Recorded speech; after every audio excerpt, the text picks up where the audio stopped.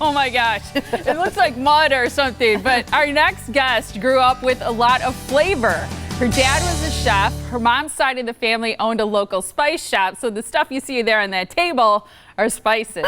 PenzeyMoog has always had a strong opinion about spices, but it was a recent submission to a foodie website that got her some national attention. That's right. That essay was turned into a book called On Spice, Advice, Wisdom, and History with a Grain of Saltiness. We're happy to welcome Caitlin to the Morning Blend and chat a little bit more about spices. Good to meet you. Hi, good morning. Hi. Yeah, thanks for being here. So let's talk about that original article because it was published in a publication called The Takeout. Yes, it was called Salt Grinders Are BS, Yep. word I can't say on air. But basically, where I worked, I always had really strong opinions about spices. I had a drawer full of spices in my desk that I would take out every day for lunch. And so I would give unsolicited advice and opinions to my coworkers. And so finally, I worked with the editor at The Takeout, and he was like, can you just write all of this stuff that you're constantly telling us? Do you not An like article salt for me? grinders? The thing with salt grinders, I can just tell you I love this.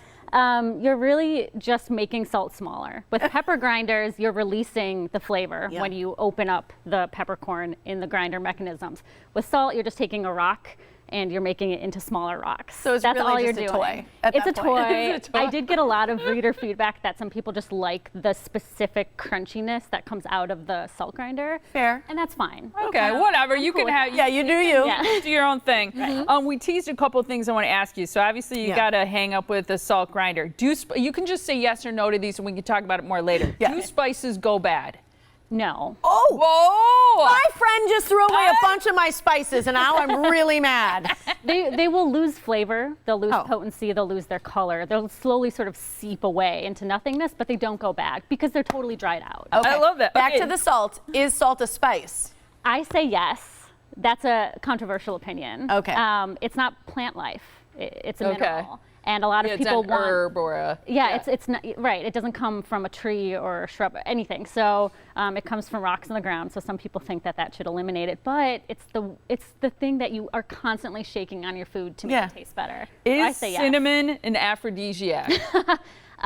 No, and I would not recommend using it as such. But it has been used that way it was used that way. Like Tim thousands said of with years ago. tequila. Yeah, and oysters, right? Yeah. Yeah. Well, let's talk about this book. So, what will people read in it? Because are there recipes? Is this talking about how to use spices? Both, yes. So there are some recipes in the back that all obviously have spices. My goal was to get every single spice in a recipe somewhere. So they're all in there somewhere. But the main How many component, spices are there? There's 18 chapters, I Okay. think, and it's one spice per chapter, but I do lump seeds all in one chapter. Okay. So I sort of, herbs are all in one chapter, so I sort of get Fair. away with putting them together. But it's going to be, it's a really long subtitle, Advice, Wisdom, and History. And that's because it is a little bit of everything. There's the sort of knowledge that you're going to want to know about pepper and about cinnamon and all that. But then there's the things that I just find really interesting. Yeah. And I thought if I found it interesting growing up in a spice business, readers would find it interesting too. So I put a lot in there. What Absolutely. is your favorite spice? Because we're asking that on Facebook. Yes, I love that you're asking that because it's impossible for me to answer. Like, I can tell you right now, I'm really into smoked paprika. It's like Yeah. I've rediscovered it. It's so funny you mentioned that because I just used it on chicken last night because I had salt and Yes. pepper, and I was like, I wanted to make it a little bit more brown in the pan. So it's a nice spice for flavor, Yeah. and it's different than just regular paprika, which I think can be a little bit bland, especially if it's aging a little bit. But the smoked paprika really gives it a nice color, Yes. and it affects the taste. Yeah, I have an old cookbook that is always using paprika to color things like chicken that are Yeah. pale, but it is a beautiful color, and the smoked paprika is just such a lovely, complex spice that I'm really obsessed with right now. So I sort of go through phases of like what I'm really into at the moment, and right now it's smoked paprika. I think one of my favorites is one that you talk about here, and that's cumin. Yes, cumin is. I will almost. I know, right? I knew you were going to get excited about that. I love it, and I feel like it's so underused. And you Yes. never find it in recipes. Yes, it's. I think Americans tend to only think about cumin in terms of Mexican food. Absolutely. And it's so versatile. It can be used in so many things. A pinch of cumin is going to make everything that much better. So you don't think, you say you think that could be a universal spice? Absolutely. I think it should be more of a standard all-purpose spice than it is right now. The other one I want to talk about is saffron, because you wanted to make a city here in Wisconsin the saffron capital of the universe. My grandfather had really big plans for Wauwatosa to be saffron capital. And I always thought, you know, most spices grow very close to the equator because they need the heat. Herbs are an exception. Obviously, people have herb gardens here. Right. And so I grew up thinking saffron was probably like those other spices, but it turns out they can grow here. And so my grandpa was right to try to make Wauwatosa a saffron capital. He would hand out bulbs to neighbors, and we would plant them every year in his yard. Go away. So they're tiny little crocuses, and you can harvest the saffron yourself.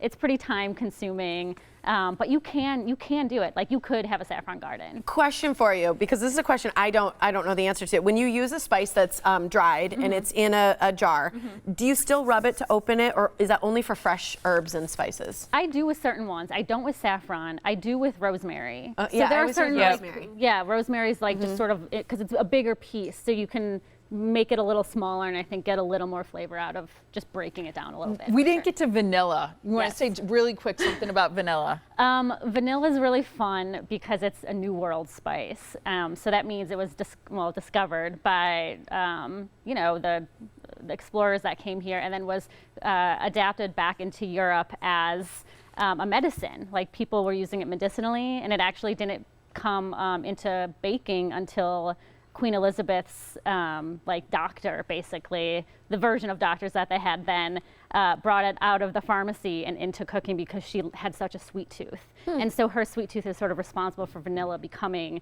so predominantly a part of baking. Well, thank God for her. It's I know, right? We're out of time, but I just want to know real quick if you can just say the names of the spices you kept in your drawer at all times. Oh, okay. So it was salt and a pepper grinder, obviously. And then I had pizza peppers to shake on pizza, because you have pizza in the office a lot. Cayenne pepper just to spice things up. And then I had a bunch of different seasonings. Okay. Yeah. Love it. Oh, great. All right. I love it. Got to get the book. You. And why wouldn't they want to? Here's some events coming up. One is tomorrow, and that is at Boswell Book Company on Downer. And then the other one is Thursday, that's 7 p.m. in Oconomowoc at Books and Company. So great to meet you. PenzeyMoog.com Thank you so much. is your website. Thanks so Appreciate much it. for being here. Thank you. Thank you.